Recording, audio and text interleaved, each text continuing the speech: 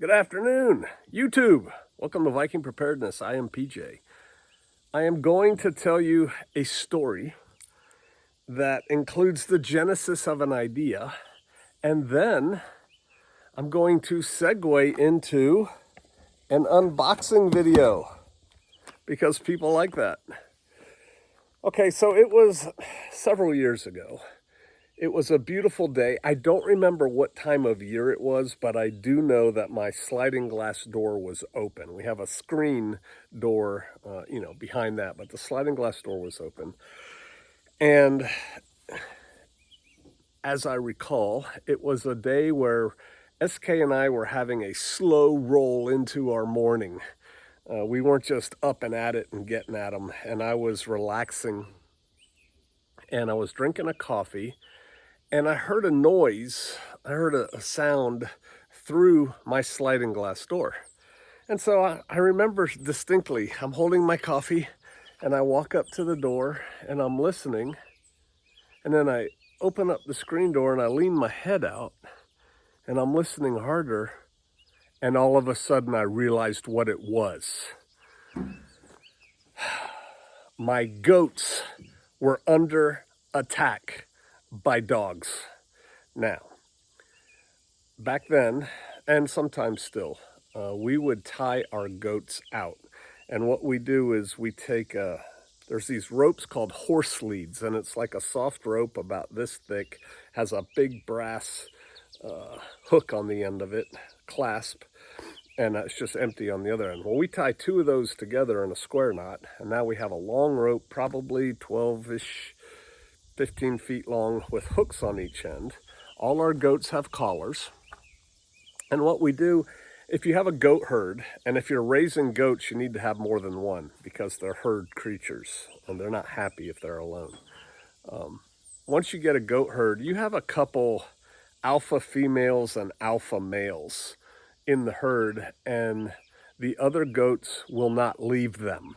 If the alpha female or the alpha male moves in a certain direction, all the other goats are going. And if they're staying still, all the goats are staying still. And so you identify those goats, what you do when you're raising them. And they all had collars on them. And you hook one end of this rope to that goat, and then you wrap it around a tree twice and hook it to itself. And now the goat's on a leash. And it eats all the way around the tree. Now the goats we have, and probably all goats, but at the time we had pygmy, Nigerian dwarf, that kind of thing. They'll eat anything. I mean, they'll just, not anything, but they eat all the shrubbery and bushes and stuff like that. And the only thing you have to be careful of is when you tie this goat up here and this goat up here that they can't touch. Because if they can, they'll wrap around each other and one of them will end up getting strangled. So you make sure when they're tied out, they can't reach each other. But the other goats are milling all around. And so we had goats tied out, and it was probably, as the crow flies, a quarter mile away. But as the road goes further than that away, not quite half a mile.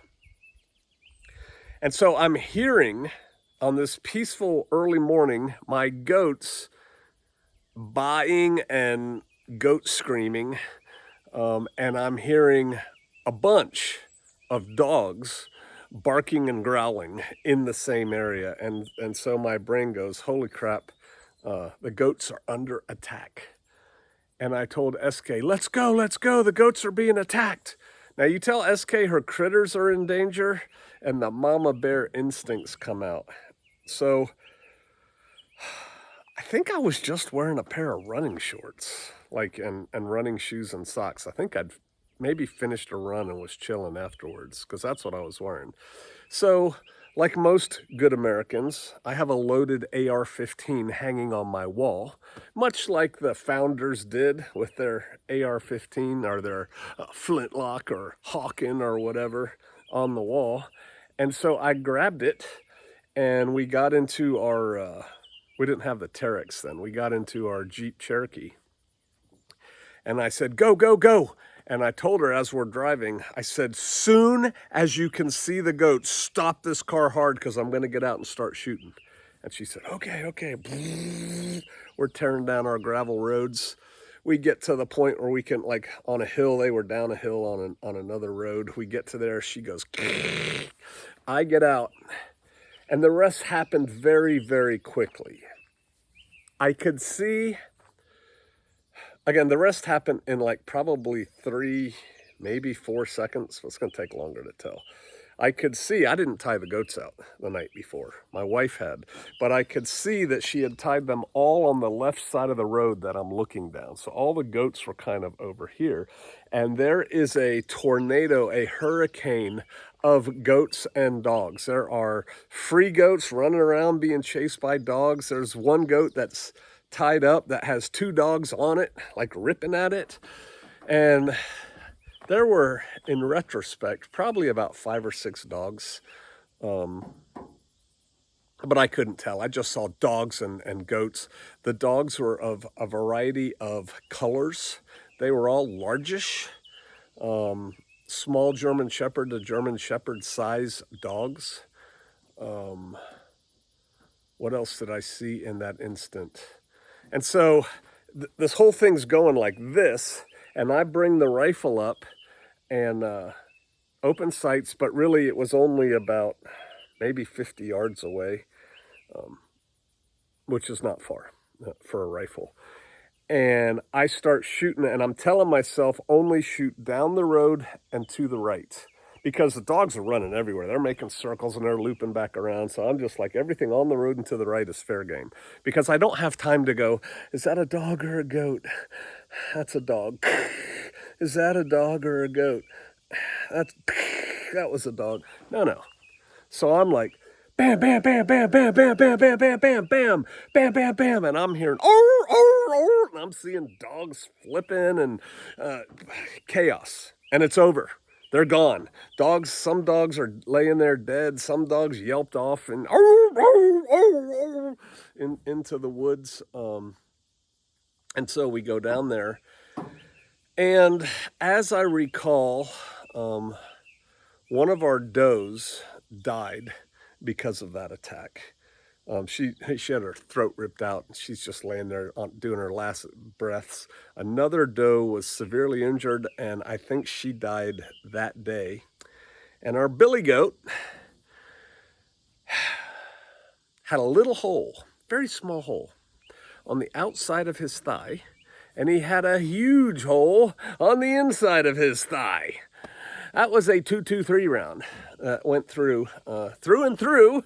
And you hear, right? You hear on YouTube videos, oh, it's a through and through, you'll be okay. I'm telling you, that entrance wound was 22 diameter hole, and the exit wound, I could have stuck my fist in. There was like no meat there. It didn't hit bone. Clearly, the billy goat had come out into the road while I was shooting.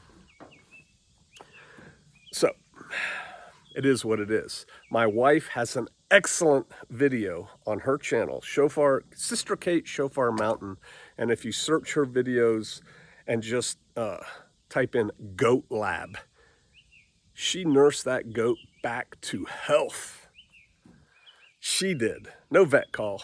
She did. And I'll let that story speak for itself. After it was all over, as with most things here on the mountain, we did an after-action review. What can we do different? What could we do better? What should we sustain? What went well? And one thing I noticed was in the just very short couple seconds, I fired 16 rounds. 16 rounds of ammo. And I only had the magazine in the gun. And so basically that left me like 14-ish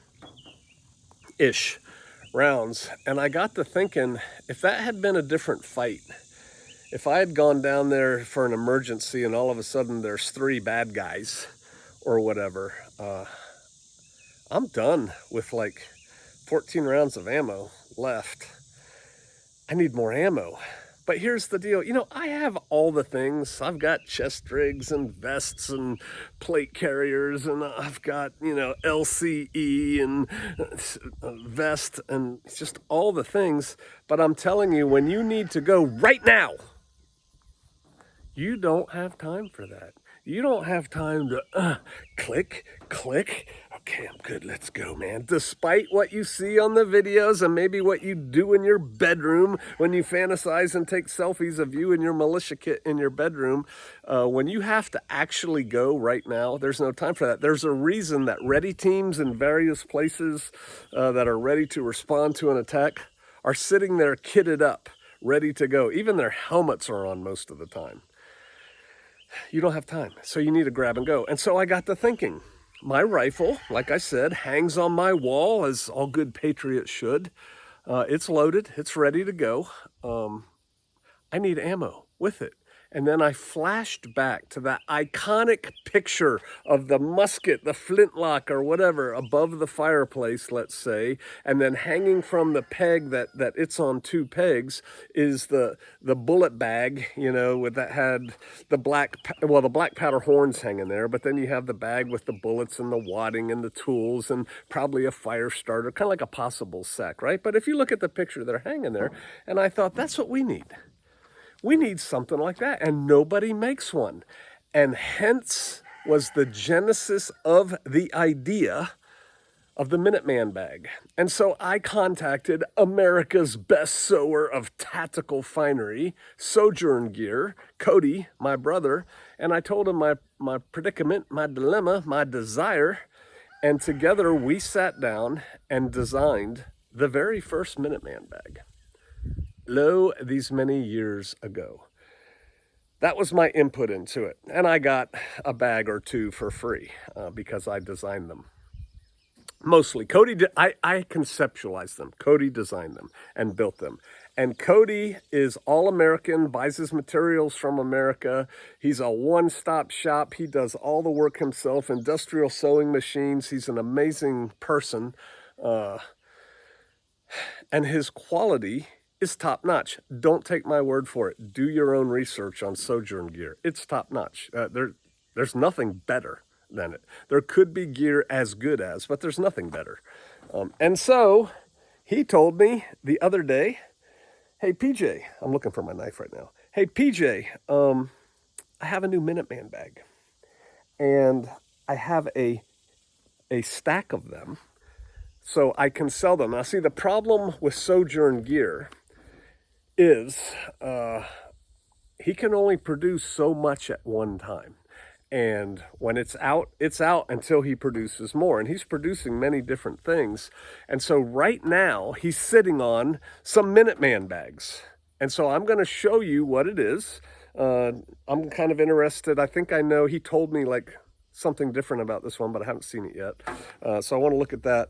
But I'm telling you, he said he had them in stock now. If you want one, don't wait. Don't wait till next week to get one, or you will be disappointed, and it could be a while before he has them again. He's making more than just Minuteman bags. So without further ado, let's see. I know I'm excited. All right, here's the box he gave it to me in. Notice my address is not on it because he handed it to me. All right. Do you like my knife? It's stained with something. I don't know. What is that, PJ? It's a Kershaw.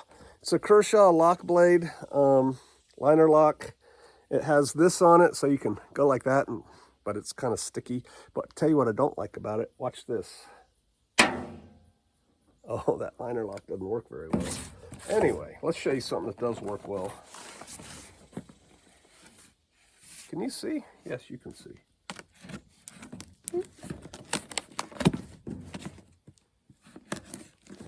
Don't cut the bag, PJ.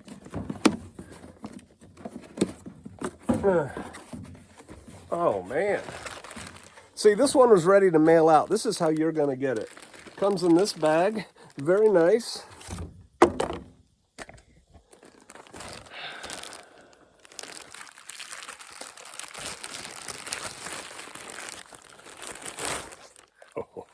Oh. So it's in the correct color. Right? I think, what do you call this? Coyote brown. Here it is, Sojourn Gear, made in America by a great American. So the first thing you'll notice is the relative size. I'm going to show you what goes in it and what it was designed for. This is about the same size it was when we designed it. Has a Fastex type buckle right here. I'm not going to claim that it is Fastex because I don't know. has a drain hole, grommet, on the bottom. So if you're wading the creek and it fills with water, it'll all come out. Here is the shoulder strap so that you can wear it like this, and you can adjust it high if you like it high, or low if you like it low. This is a removable strap. This was on the last one, that you can use because when this bag is full with what it was designed for, it swings a little bit. You can put it around your back like that. You can adjust it. And this has a slider right here, and then that'll keep it right there, right where you want it. You can flip it around the other side if you're a lefty. See, this was hanging on my left side, which is good for you right-handers, but I'm a lefty, so it's got to hang on my right side to reload with. Because make no mistake, this was designed primarily to hold ammo. But as you can see on the back, you can easily just flip it around. Okay, I know from experience that the way he sews his straps into things, it's not like one Tigris. It's not just gonna fall out on you, you know, a week after you get it. All right, let's see what we got here. Open it up. Yep, it looks very similar with one addition. So this is the inside of it. It has this kind of, it's some kind of, I'm not a technical guy, I don't know, 800,000 Cordua. And then it has this like shiny stuff, which is mildly, it's water resistant, right? So there's that. We designed it to hold, initially the way it was designed to hold 3 magazines, a Nalgene water bottle in this pouch right here, and have room for a bare IFAK, which was, I think, the only thing Refuge Medical was selling at the time, and then a little bit of room for extras. And so I immediately loaded mine when I got my first one with 3 mags, a Nalgene water bottle, and a bare IFAK. And that is the one that to this day is hanging on my wall near my AR-15. It's been improved. Let me show you. I'm going to turn it inside out. Okay, this is the inside, the side that goes against your body. And you will notice there is a panel here. Now these, you can get different kinds of panels. This is the panel that is designed primarily, it's elastic, it's Velcro, see that? Very good full Velcro. This is designed primarily to hold magazines, magazine. There are other panels that you can get if you want.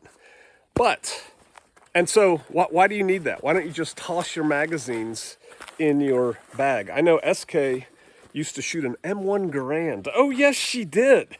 And she toted that thing over hill and dale, you know, like a band of brothers. And how did she carry her N-block clips? M1 Garands shoot a real clip, not a magazine. It's a clip that holds 830-06 rounds. She didn't wear a bandolier. She just had a bag similar to this, not this bag, but a bag similar to this. She just kept them all in that bag, and then she could just reach in the bag, pull it out, and load her M1. This bag, designed to hold the 3 mags against the back. Great. So now you're like, well, PJ, I don't carry a rifle. I only carry a pistol. Buy the one that has pistol mags. Carry your cell phone. Carry a pressure dressing. You know, I'm a lover, not a fighter. I'm the street medic. I'm the combat medic. I don't believe in violence, man. I believe in healing God's creatures.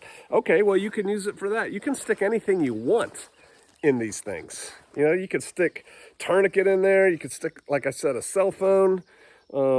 Anything that's about, you know, as big as a magazine, or if it's thicker than a magazine, smaller, so it stretches and it'll fit. The water bottle pouch right here has an adjustable bungee cord pull tab, so you can tighten up. It doesn't have to be a water bottle. Here's the thing: when I designed this, though, when you're in a fight, your adrenaline's flowing. Whether you're shooting dogs or zombies, right? And you're gonna get thirsty, and so that's why I carried thing of water in it. But this is it. This is the new and improved Minuteman bag by Sojourn Gear.com. I'm going to show you the picture again so you know how to spell it. SEWJOURN Gear.com. Made in America by Americans. Am I forgetting any detail on this bad boy? I think this is, oh, yep, I am. I just saw it. The whole top of it has an elastic cord in it, a bungee cord. So when you are changing mags, you can use it like a dump pouch. You can just drop your magazine in there and pull the other one out, and you know where the other one is because it's in its magazine holder, right? If that's what you're carrying, or if you need to grab your cell phone or your camera or whatever, that. SK, as our designated medic for this part of the camp, she's an EMT. She's not certified anymore. She said, I need a small bag. I just want to carry a bag every day like my purse that has basic trauma medical gear in it. And I think she's probably going to be the proud owner of this particular bag. And I know she's going to stick in those elastic bands, pressure dressings, and J-tubes and whatever. Give them a look, sojourngear.com. Hey, gang, I don't make anything off of you buying one. Buy one, buy 100. It's my friend. It's good gear. I have these, and I like them. If I didn't, I wouldn't say I did. All right. And if you have anything by Sojourn Gear, put it down below. Tell the truth. I'm confident in it. All right. I will. See you out there.